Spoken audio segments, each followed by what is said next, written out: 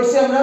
জননী জননী শহরতলির দিবারাত্রিতে পুতুল নাচের ইতিকথা, পুতুল নাচের ইতিকথা আয়োজন করে। ওই অনুষ্ঠানে বকুলপুরের যাত্রীরা পদ্মা নদীর মাঝিকে নিয়ে যায়। জননী শহরতলির দিবারাত্রিতে পুতুল নাচের ইতিকথার আয়োজন করে। ওই অনুষ্ঠানে বকুলপুরের যাত্রীরা পদ্মা নদীর মাঝিকে নিয়ে যায়।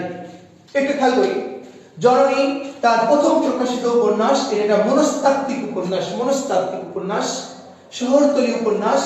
দিবারাত্রিতে 1935 সালে এটা প্রকাশিত হয়েছে। এটা একটা অনুবাদমূলক লেখা। এবং পুতুল নাচের ইতিকথা, যেটা আমরা অনার্সে পড়েছি, প্রেমের বিশেষ করে চরিত্র আছে এখানে কুমুদ, শশী, কুসুম, মতি। কুমুদ পরীক্ষা আসতে পারে, শশী কোথায় চরিত্র, কুমুদ কোন উপন্যাসের চরিত্র। এবং এটা 1936 সালে প্রকাশিত হয়। বকুলপুরের যাত্রী একটা উপন্যাস।